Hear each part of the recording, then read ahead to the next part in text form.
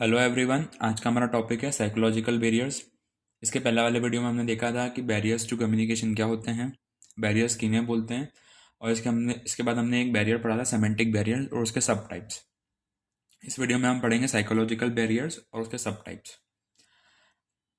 इन दो situation where the emotions और a psychological factor obstruct the smooth flow of communication, psychological barriers are said to exist. Therefore, we can say the state of mind of both sender and receiver plays a very important role in the process of communication.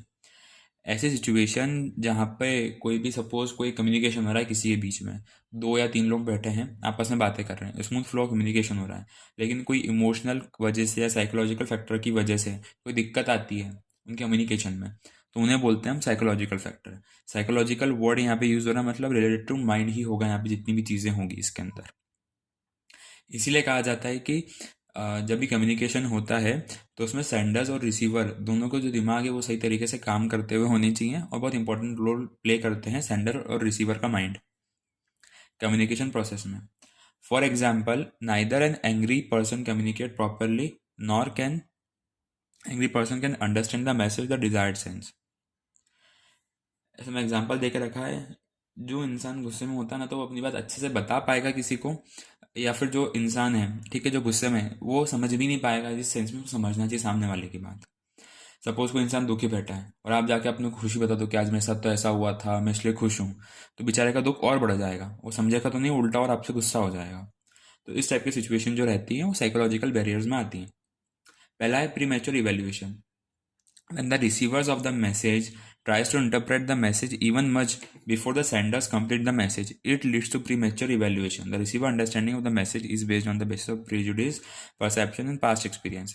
Pre mature evaluation मतलब sender ने अपनी बात खत्म ही नहीं करी, अपना पूरा message बताया नहीं है, उसके पहले ही रिसीवर ने उसको इवेल्युएट कर लिया, समझ लिया कि हाँ इसने तो ये बोला है, यही बोल रहा है, मतलब आधे मैसेज में उसने पूरा इवेल्युएशन कर दिया और अपने मन से समझ गया कि क्या होता है। और वो ऐसा क्यों करता है? उसके परसेप्शन से, उसके पास्ट एक्सपीरियंस से और प्रेजुडिस से, कि ऐसा पहले भी हो चुका है, तो वो उसको जानता है, रिसीवर सेंटर को जानता है, तो हाँ वो यही बोलेगा, तो आधे मैसेज में ही वो समझ जाता है। तो कभी कभी ऐसी जो चीज़ें होती है प्री मैच्योर एवोल्यूशन वाली, वो साइकोलॉजिकल बैरियर क्रिएट करती हैं। सेकेंड है लैक ऑफ अटेंशन।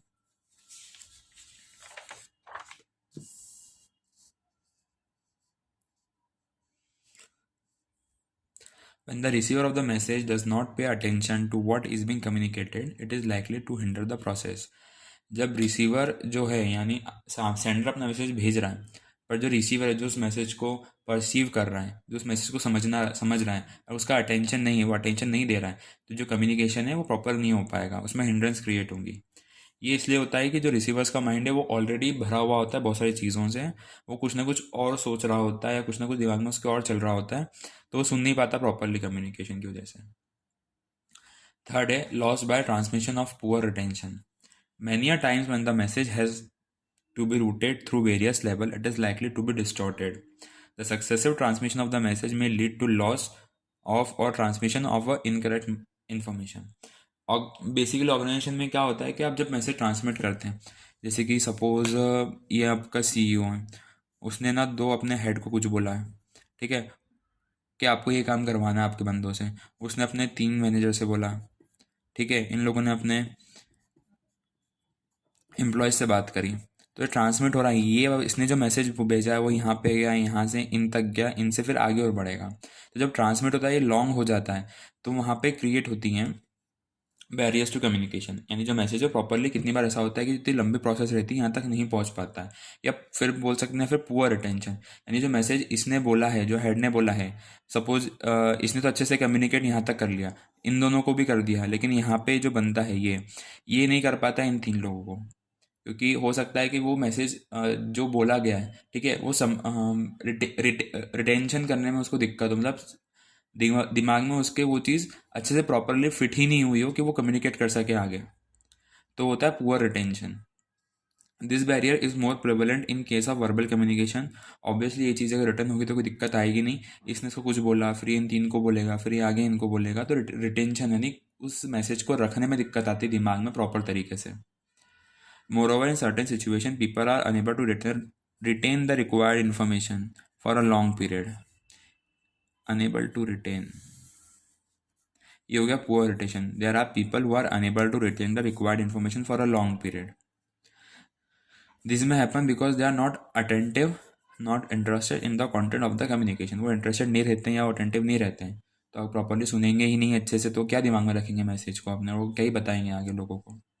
दस the poor retention capability also act as a barrier to communication. इसलिए जो पुअर रिटेंशन कैपेबिलिटीज होती है, जो इंसान अपने दिमाग में मैसेज नहीं रख पाता है लंबे समय के लिए, तो इसी वजह से क्रिएट होता है बैरियर्स टू कम्युनिकेशन, जो क्या आता है साइकोलॉजिकल बैरियर्स में related to mind. Then distrust. Distrust, the process of communication is adversely affected in a situation where the sender and receiver do not trust each other. जब sender और receiver एक दूसरे पर ट्रस्ट नहीं करते हैं, एक दूसरे को समझते नहीं है, कहीं ना कहीं उनमें कोई दिक्कत रहती है एक दूसरे को लेके, तो वहाँ पे भी एक साइकोलॉजिकल बैरियर क्रिएट होता है। इसमें क्या होता है कि सामने वाला जो मैसेज बोलना चाह रहा है, कितनी बार रिसीवर डिसट्रस्ट की वजह से उस पर ट्रस्ट नहीं करता है, और इस वजह से कहीं ना कहीं बैरियर्स टू कम्युनिकेशन हो जाता है, हिंड्रेंसेस क्रिएट हो जाते हैं, तो मैसेज है वो ओरिजिनल सेंस में ट्रांसमिट नहीं हो पाते from one person to another.